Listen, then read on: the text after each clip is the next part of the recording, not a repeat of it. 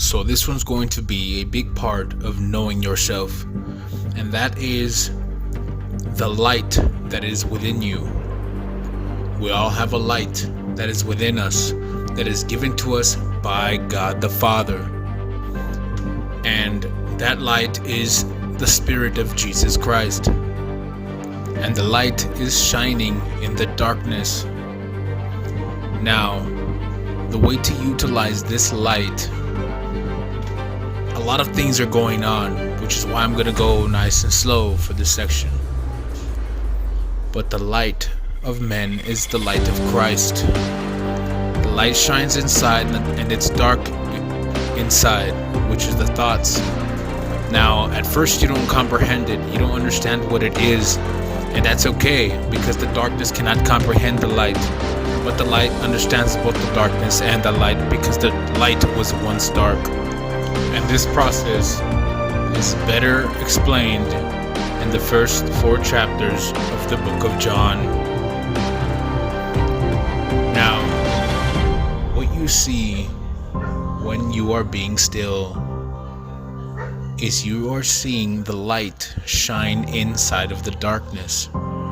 Now, when you are being completely still and by yourself in your secret place, you are seeing the darkness within, and you will see and you'll notice all these thoughts that are trying to take you away from the presence of God. And every single one of these thoughts bring with them a feeling, and that feeling takes you away from the presence of God, the present moment. And usually these thoughts bring with them a feeling that come with depression, that come with anxiety, that come with worry and doubt. And what you're going to want to do is become the observer of life, not the creator. You are not God. You are not creating life. Nothing is happening to you. Rather, become the observer. One foot in front of the other. Nothing is happening to you. You are not this flesh. You are the soul that is inside the body. You are the soul that's inside the vessel. So become the observer of every single one of these thoughts, and relax into every single one of these thoughts, no matter what they say. Because if you realize, at the end, what you will realize is you surrounded by all these thoughts that bring worry, that bring doubt, that bring self-sabotage, that bring unending pain, unnecessary doubt, worry, PTSD, are all caused by thoughts. And what you're going to be left with is you surrounded by all these thoughts that you didn't even make yourself. And when you know yourself, you will know God, because God is inside of you. He is not only in a book. And another thing that you will realize at first is that you will hate it. You won't like to be still. You won't like it because it's the darkness. It's the ego that doesn't want to die. The ego doesn't want to die because the more you shine the light within you, the ego is the darkness, the evil you. Because everything man makes is evil, and the ego is the one that's dying. At a young age, we made a mask because the world was so dangerous. The world was so dangerous, and it's the only way an evil spirit can attach itself to you, through the ego, because everything man makes is evil. And it's beautiful for a child to be in his ego because it's what helps him run and compete in school and run faster. You know, it's beautiful. But as an adult, we have to come out of it. Now, the ego is a spirit that we made to help us cope with life, to help us endure the fright, you know, because the world is so scary. And everything is spiritual. That's why I say it's a spirit that we made. You see, but God didn't give us the spirit of fear, but of power and love. But what is quite amazing about the light that we all have within us is that it quite literally brings the Bible to life. Because whatever it is that is within you now comes to light, literally in your life. And the way that Jesus Christ explains this to us is in the book of John, chapter 3, verses 19 to 21. And this is the condemnation, that the light has come into the world, but men loved darkness rather than light, because their deeds were evil.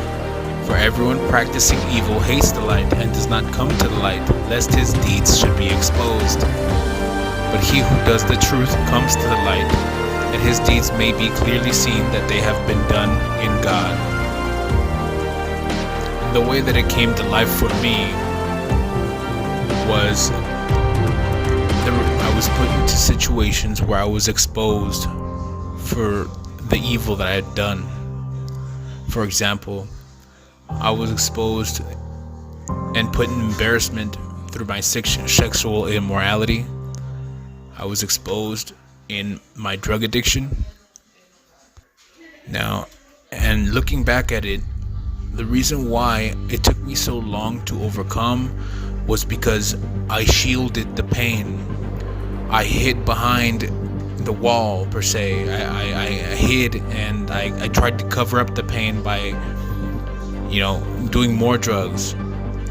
And see, and every time that you defend that spirit, you are giving it life, because you're identifying with that spirit, instead of enduring the pain and accept it. Endure the pain and relax into the pain, because it'll literally feel like you are dying, but it's not you that is dying, it's that spirit that made a home in you that is dying. And this is what Jesus means when he says, for whoever desires to save his life will lose it, but whoever loses his life for my sake will find it. You see, and the part of you that is dying is the depressed part of you, the anxious part of you, the sinner part of you, the one that you can't help yourself but to be, the one that you hate yourself. That's the part of you that is dying. And another secret to overcoming is quit making it such a big deal. Quit judging yourself because it's not you. And another big one is to forgive. Forgive every situation, forgive everyone around you, and especially your parents. Because in the forgiveness of your parents is the root of that mask, the root of the ego that we made as children. Because that's when we created it, when we're traumatized as children. And the easiest way to forgive is to look in the mirror and understand that of yourself you couldn't help yourself but to do the things that you've done in your life. And there will come a time where they will try to take the Bibles away, but it's important not to fear, because the word is quite literally written in our hearts. When we are still, we become the word by the meaning of our name. We are all important and have purpose in the body of Christ. And you'll notice 10-15 minutes in, and the peace that you feel is tremendous. And with forgiveness, it's the only thing that gives and you receive at the same time. And when you don't forgive, it's what's keeping you attached to this world. As soon as you forgive, God forgives you. That's just the way it works. And you will notice, when you're being still, you lose feeling in your arms, in your hands, and in your legs, and in your whole body the longer you're still. Because flesh and bone cannot inherit the kingdom of heaven, the kingdom of heaven being within us and is also above us. And you will notice you attracting what you fear and what you hate, because it is God that searches the hearts and minds of man. And the fact that when you're pushed to the limit, or something just comes and gets you angry, and you are able to now see the part of you that you are not, give God all the glory and count it all joy, because you know the testing of your faith produces perseverance. And the fact that you are aware of it now is beautiful, because now all you have to do is shine the light on it and it dies. Do not ever judge yourself. Know yourselves, brothers and sisters, that we may become one in the body of Christ and the army of God.